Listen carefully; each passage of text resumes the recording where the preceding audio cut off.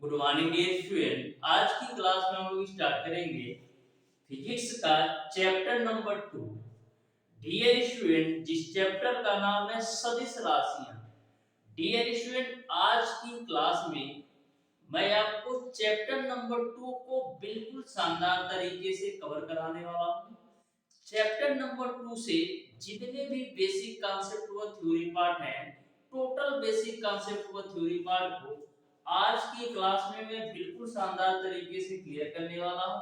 मैं dear student इस chapter को इस तरीके से आपको पढ़ाने वाला हूं कि आपको किसी भी प्रकार का डाउट और कंफ्यूजन नहीं होगा इस चैप्टर से रिलेटेड। बस आपको पूरी क्लास को बिल्कुल शानदार तरीके से अच्छी तरीके से समझते हुए जाना है। डियर स्टूडेंट, इस चैप्टर से आपके एग्जाम में एक से दो क्वेश्चन 100% आना है। आप नोट डाउन कर लीजिए, एक से दो क्वेश्चन इस चैप्टर से 100% पूछा जाना है।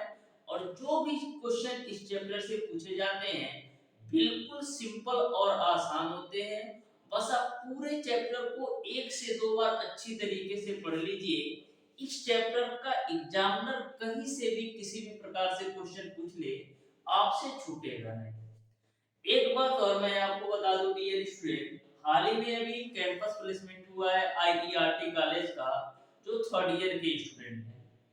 टाटा हिटेची नाम की एक कंपनी आई थी डियर स्टूडेंट, जिन्होंने मंथली पैकेज हम बता दूं तो 34,500 मंथली पैकेज के अनुसार अप्रॉक्सीमेशन मान के चलिए 4 लाख के एरम, यानी कि 4 लाख पर एनम पर टाटा हिटेची एक कंपनी आई थी आईईआरटी कॉलेज में, जो कि 4 लाख पर एनम पर कुछ स्टूडेंट का सिलेक्शन करके ले गई है। तो इस तरीके से आप देख सकते हैं, यदि आप आईईआरटी कॉलेज से 3 ईयर डिप्लोमा कर लेते हो तो आपका कितना बढ़िया कैंपस प्लेसमेंट होता है।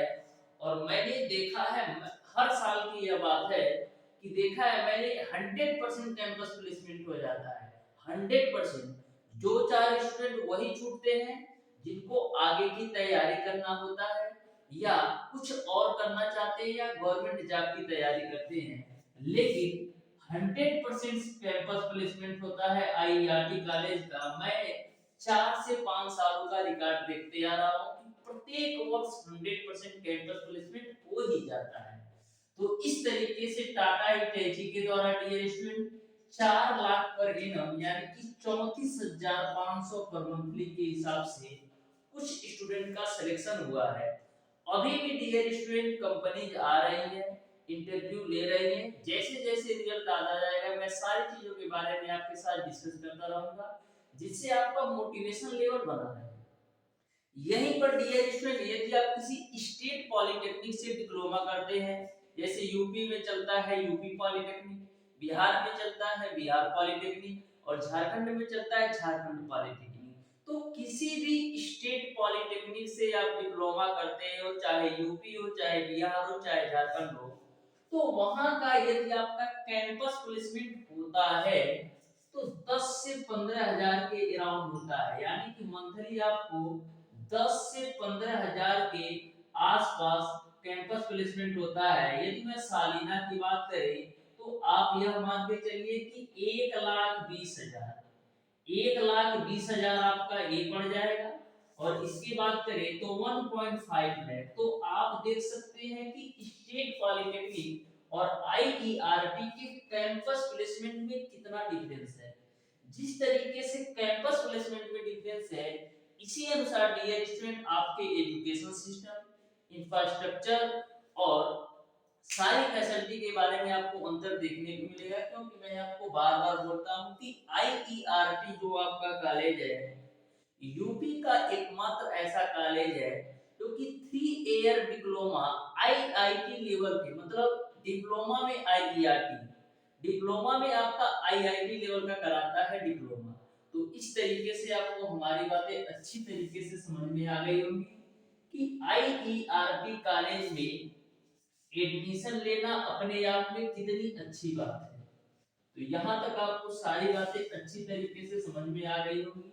बिल्कुल शानदार तरीके से डियर स्टूडेंट आप तैयारी कीजिए, आपका 100% सिलेक्शन होगा। और इस तरीके से डियर स्टूडेंट मैं आपको प्रिपरेशन कराऊंगा कि आप टॉप 100 रैंक के अंदर लाओगे, और जिस ब्रांच से आप चाहोगे एडमिशन लेना उस ब्रांच से आपका एडमिशन हो जाना है। 150 प्लस स्टूडेंट का डियर स्टूडेंट मैंने ऑलरेडी 2023 में सिलेक्शन करवाया है, जिसमें कुछ स्टूडेंट का ऑलरेडी मैंने कम्युनिटी पोस्ट पर उनका रिजल्ट, उनका इंटरव्यू वाला वीडियो सारे मैंने डाल रखा है, वहां से भी आप देख सकते हो। अभी हाल ही में डियर स्टूडेंट एक स्टूडेंट का मैसेज आया था जिसका पॉलिटेक्निक और आईईआरटी दोनों जगह सिलेक्शन हो गया था। सिंपल सी बात है डियर स्टूडेंट कि जो आपका आईईआरटी का लेवल होता है पॉलिटेक्निक से थोड़ा सा अप होता है। आईईआरटी का जो लेवल होता है पॉलिटेक्निक से थोड़ा सा अप होता है। यदि आप आईईआरटी की तैयारी करोगे तो पॉलिटेक्निक तो आपका सिंपल तरीके से निकल जाएगा, क्योंकि आईईआरटी का लेवल पॉलिटेक्निक से अप होता है। तो डियर स्टूडेंट्स हम लोग स्टार्ट करते हैं आज की क्लास। Chapter number 2। तो आपने चैप्टर नंबर 1 में तो भौतिक राशियां के बारे में पढ़ रखा ही होगा कि भौतिक राशियां होती क्या हैं। तो डियर स्टूडेंट भौतिक राशियां वे राशियां होती हैं जिनको आप उपस्थित उपकरणों के द्वारा माप कर सके, उनका मेजरमेंट कर सके, उन्हें हम भौतिक राशियां कहते हैं। यानी कि भौतिक राशियां वे राशियां होती हैं जिन्हें आप उपस्थित उपकरण के माध्यम से माप सके, मेजरमेंट कर सके, तौल सके, उसको हम बोलते हैं भौतिक राशियां। अब बात आती है डियर स्टूडेंट की भौतिक राशियां कितनी प्रकार की होती हैं। तो जो आपकी भौतिक राशियां होती हैं डियर स्टूडेंट दो प्रकार की होती हैं। एक आपका होती है सदिश राशियां और दूसरा आपका अदिश राशियां। तो भौतिक राशियां कितने प्रकार की होती हैं? भौतिक राशियां डियर स्टूडेंट दो प्रकार की होती हैं। पहला आपका होता है डियर स्टूडेंट सदिश राशियां। क्या होता है? सदिश राशियां। और दूसरा जो आपका होता है डियर स्टूडेंट वो आपका होता है अदिश राशियां। क्या होता है? अदिश राशियां। अदिश राशियां। सदिश राशियों को इंग्लिश में क्या बोला जाता है? सदिश राशियों को इंग्लिश में बोला जाता है वेक्टर क्वांटिटीज। सदिश राशियों को इंग्लिश में हम बोलते हैं वेक्टर क्वांटिटी। क्या बोलते हैं? Vector quantities. Vector quantity. ठीक है। और अदिश राशियों को क्या बोलते हैं? Scalar quantity. तो इस तरीके से आपको समझ में आ गया होगा कि भौतिक राशियां दो प्रकार की होती हैं। एक आपका होती है सदिश राशियां और दूसरी आपका होती है अदिश राशियां। तो यहां तक आपको समझ में आ गया होगा। ठीक है। अब डियर स्टूडेंट हम बात करते हैं सदिश राशियां होती क्या है, यानी कि किन राशियों को हम सदिश राशियां कहते हैं।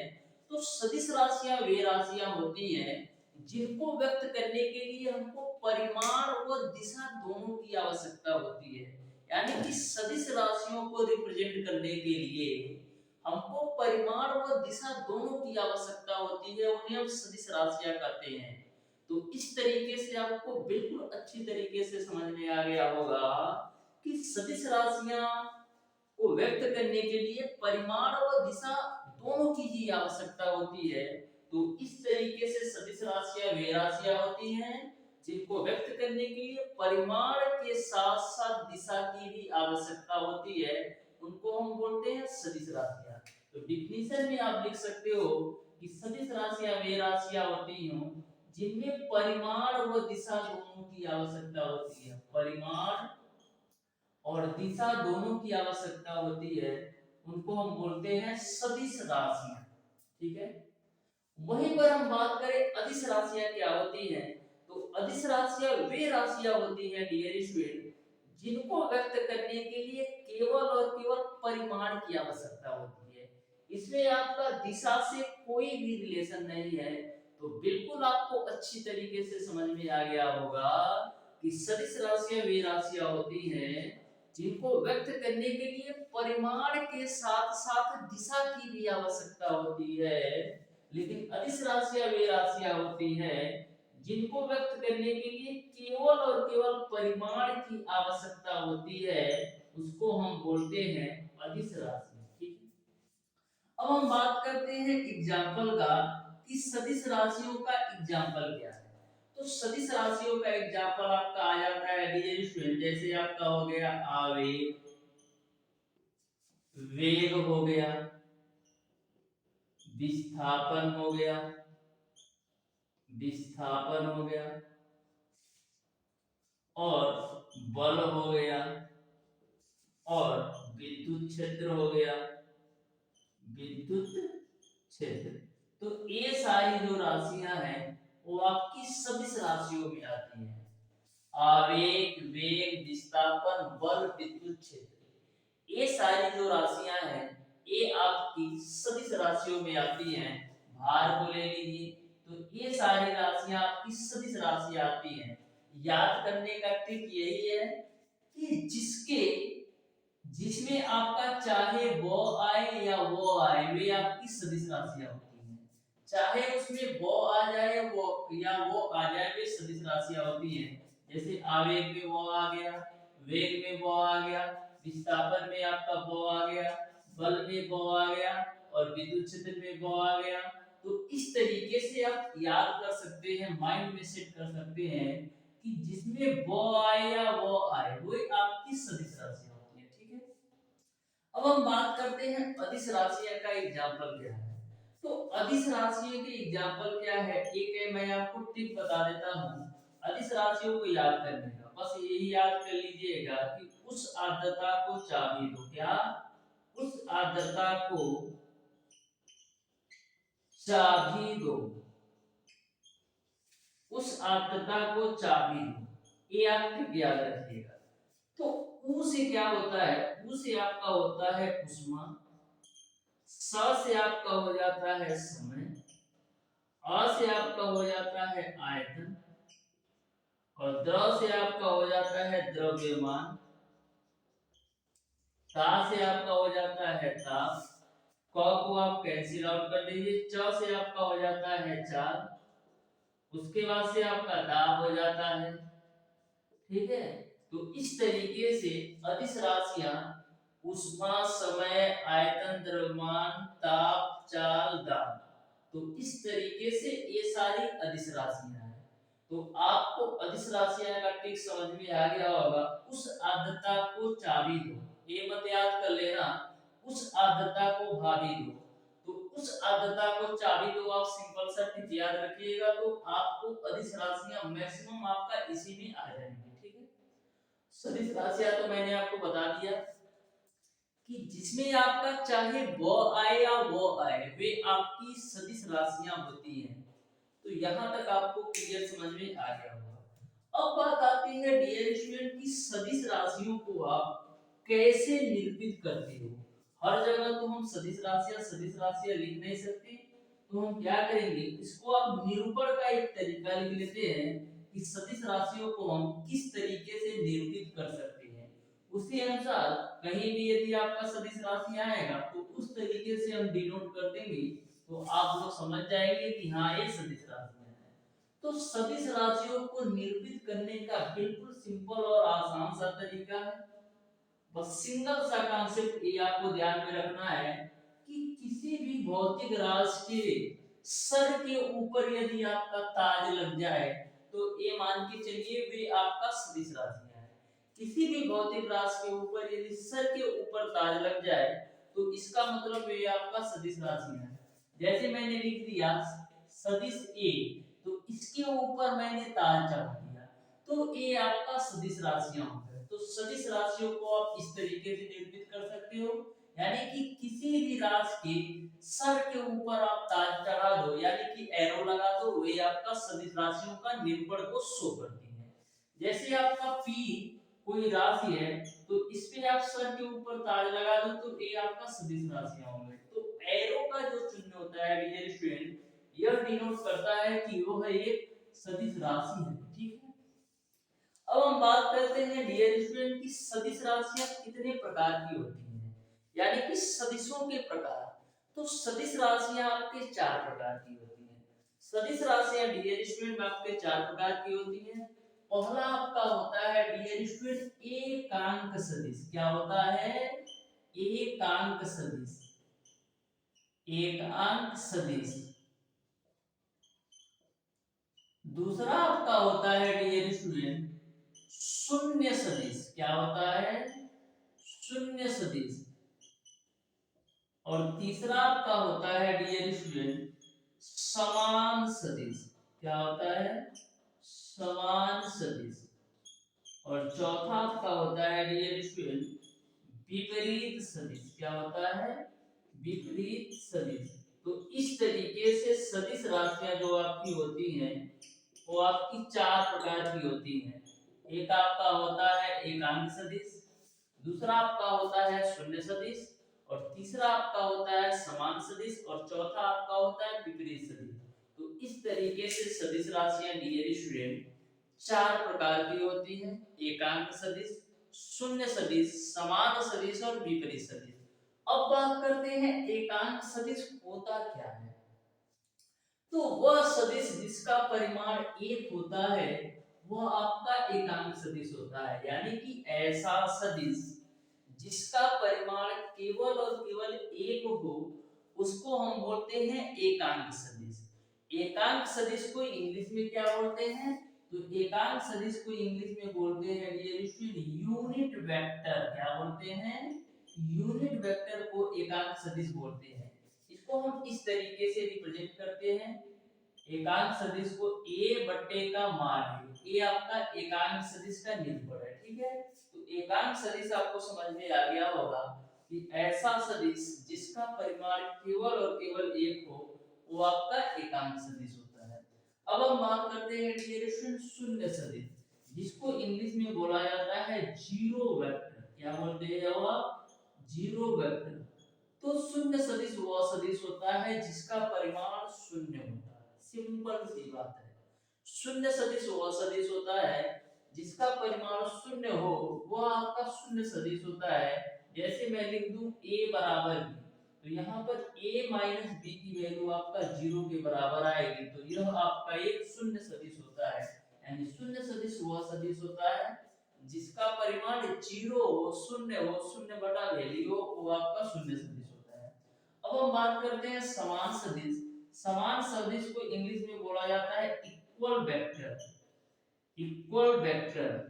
तो इक्वल वेक्टर क्या होता है? दो सदिश समान तभी होंगे जब उनके परिमाण व दिशा दोनों समान होंगे।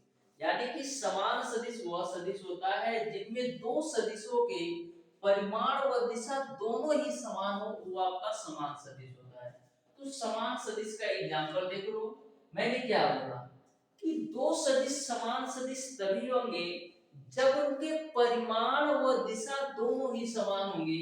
जैसे मैंने एक सदिश ले लिया a और दूसरा सदिश मैंने ले लिया b, तो ये दोनों सदिश समान सदिश तभी कहे जाएंगे जब उनके दिशा भी समान हो और परिमाण भी समान हो, तो वो आपका समान सदिश कहलाता है। जैसे मैं लिख देता हूं a बराबर b, तो ये दोनों सदिश समान सदिश में आएंगे क्योंकि देख रहे हैं आप दोनों के दिशाएं एक दूसरे के समान है और दोनों के परिमाण भी एक दूसरे के समान है। तो इस तरीके से आपको समान सदिश में आ जाएंगे। सिंपल सा फंडा ये है कि समान सदिश वे सदिश कहलाते हैं जिनके परिमाण व दिशा दोनों ही समान हो, वो आपका समान सदिश कहलाता है। विपरीत सदिश समान सदिश का जस्ट उल्टा होता है। तो विपरीत सदिश वे सदिश होते हैं जिनके परिमाण तो समान होते हैं लेकिन दिशा जो है एक दूसरे के विपरीत होते हैं। विपरीत सदिश वे सदिश कहलाते हैं जिनके परिमाण तो समान होते हैं लेकिन जो दिशाएं होती है ना एक दूसरे के विपरीत होती है, उसको हम बोलते हैं विपरीत सदिश। जैसे आप इस तरीके से नोट कर सकते हो, जैसे ए हो गया और बी का जो होगा ना इसका मुंह उल्टा होगा, तो इस तरीके से यह विपरीत सदिश हो गया। विपरीत सदिश का सिंपल सा एग्जांपल है कि दोनों के परिमाण समान होंगे लेकिन जो दिशाएं होंगी ना एक दूसरे के विपरीत होंगे। आप देख रहे हैं ए की दिशा ऊपर की तरफ है और बी की दिशा नीचे की तरफ है, तो यह आपका विपरीत सदिश का एग्जांपल हो गया। अब देखिए जो ऊपर की ओर सदिश है इसको हम ए से डिनोट करते हैं, और जो नीचे की ओर है इसको हम माइनस का बी की से डिनोट करते हैं। माइनस इसलिए मैंने डिनोट किया क्योंकि इसका जो डायरेक्शन है नीचे की तरफ है और जिसका डायरेक्शन ऊपर की तरफ है उसको मैंने ए से डिनोट किया। लेकिन परिमाण दोनों के ही समान है, परिमाण दोनों के ही समान है, दिशाओं में अंतर है, इसलिए मैंने ए को प्लस में डिनोट किया और बी को माइनस में। माइनस ये शो करता है कि बी की जो दिशा है ए के अपोजिट डायरेक्शन में। ठीक है, यहां तक आपको सारी बातें समझ में आ गई। अब डियर स्टूडेंट हम बात करते हैं सदिशों का योग। तो जो सदिशों का योग होता है डियर स्टूडेंट, इससे आपका एक क्वेश्चन 100% आना है सदिशों के योग से। तो जो आपका सदिशों के योग से क्वेश्चन पूछा जाता है इसमें 99% आपका जो क्वेश्चन होगा वो समांतर चतुर्भुज के नियम से ही क्वेश्चन पूछा जाएगा। इसके अलावा कहीं से भी किसी भी प्रकार के नियम से क्वेश्चन नहीं पूछा जाएगा। जैसे आपका त्रिभुज विधि हो गया, दो से त्रिभुज विधि, तो त्रिभुज विधि से आपका कभी भी क्वेश्चन नहीं पूछा जाता है। आप किसी भी प्रीवियस ईयर पेपर सेट को उठाकर देख लो डियर स्टूडेंट, त्रिभुज विधि से आपसे कभी भी आईईआरटी एंट्रेंस एग्जाम में क्वेश्चन नहीं पूछा जाता है। तो सदिशों के योग का जो नियम हम लोग पढ़ने वाले हैं वो समांतर चतुर्भुज का नियम पढ़ने वाले हैं। अब बात आती है समांतर चतुर्भुज का नियम होता क्या है। तो बिल्कुल आप ध्यान से समझिएगा, मैं सारी चीजों को क्लियर करने वाला हूँ। समांतर चतुर्भुज के नियम के अनुसार होता क्या है डियर स्टूडेंट, यदि मैं दो सदिश ले लूं, एक आपका पी ले लूं और दूसरा सदिश मैं डियर स्टूडेंट ले लेता हूं क्यू के रूप में, दूसरा सदिश मैं ले लेता हूं क्यू के रूप में और ए मैं मान लेता हूं पॉइंट ओ। ठीक है, या तो इसका डायरेक्शन इधर कर लो, ठीक है, देखो इसका डायरेक्शन इधर कर लो, ठीक है, इसको मैं क्यू ले लिया। मैंने दो सदिश ले लिया, एक पी और दूसरा क्यू। तो इनका जो रिजल्टेंट होता है डियर स्टूडेंट वो आपका आर के रूप में होता है। यही आपका समांतर चतुर्भुज का नियम है, किस तरीके से डॉटेड लाइन में मिला दीजिए। तो यही आपका समांतर चतुर्भुज का नियम है कि दो सदिशों P और Q का जो परिमाण होता है वो आपका R के बराबर होता है। दो सदिशों P और Q का जो परिमाण होता है वो आपका R के बराबर होता है। ये आपका समांतर चतुर्भुज का नियम है। तो समांतर चतुर्भुज का नियम आपको समझ में आ गया होगा कि दो सदिशों का जो परिमाण होता है, जो रिजल्टेंट होता है वो आपका r होता है। अब बात आती है r की वैल्यू किसके बराबर होती है।